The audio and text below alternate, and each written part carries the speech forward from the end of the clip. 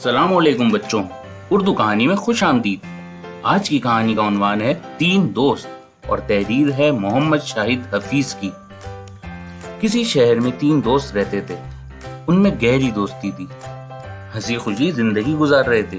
بدقسمتی سے ان کا کاروبار تباہ ہو گیا اور وہ تنگ دستی کی زندگی گزارنے پر مجبور ہو گئے۔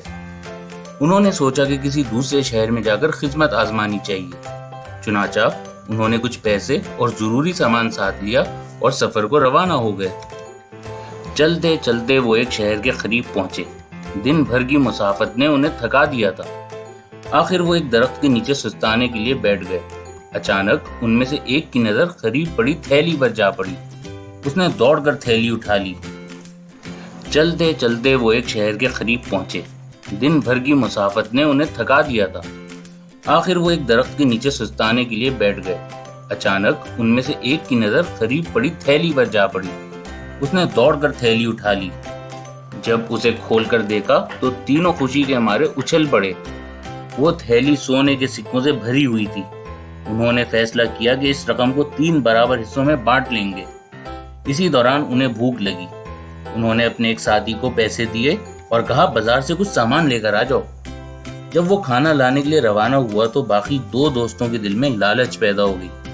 انہوں نے سوچا کہ جیسے ہی ہمارا دوست کھانا لے کر آئے گا ہم اسے مار ڈالیں گے اور ساری رقم آپس میں آدھی آدھی بانٹ لیں گے۔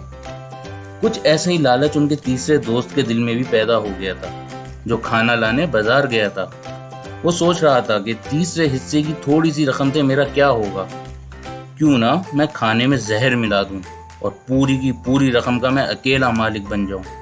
مگر فوراً ہی یہ خیال اس کے دل و دماغ سے غائب ہو گیا۔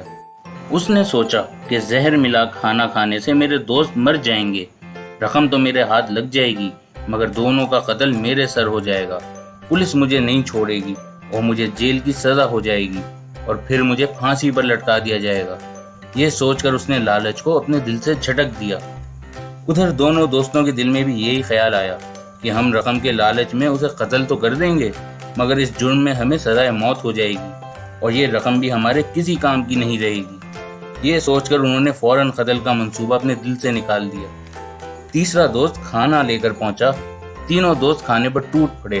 کھانا کھا کے خدا کا شکر ادا کیا اور اس بات کا بھی شکر ادا کیا کہ وہ لالچ جیسی بری بلا سے بچ گئے ہیں۔ آخر میں تینوں نے تھیلی سے رقم نکالی۔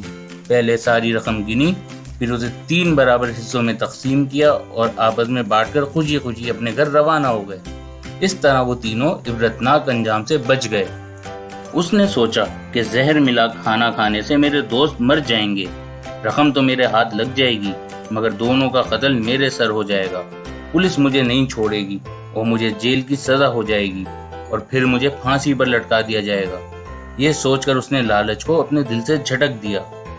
ادھر دونوں دوستوں کے دل میں بھی یہی خیال آیا کہ ہم رقم کے لالچ میں اسے قتل تو کر دیں گے، مگر اس جرم میں ہمیں سزائے موت ہو جائے گی اور یہ رقم بھی ہمارے کسی کام کی نہیں رہے گی۔ یہ سوچ کر انہوں نے فوراً قتل کا منصوبہ اپنے دل سے نکال دیا۔ تیسرا دوست کھانا لے کر پہنچا۔ تینوں دوست کھانے پر ٹوٹ پڑے۔ کھانا کھا کے خدا کا شکر ادا کیا اور اس بات کا بھی شکر ادا کیا کہ وہ لالچ جیسی بری بلا سے بچ گئے ہیں۔ آخر میں تینوں نے تھیلی سے رقم نکالی۔ پہلے ساری رقم گنی، پھر اسے 3 برابر حصوں میں تقسیم کیا اور آپس میں بانٹ کر خوشی خوشی اپنے گھر روانہ ہو گئے۔ اس طرح وہ تینوں عبرتناک انجام سے بچ گئے۔ بچوں، ایسی ہی مزید مزیدار کہانیاں سننے کے لیے ہمارا چینل اردو کہانی سبسکرائب کرنا نہ بھولیں۔ شکریہ۔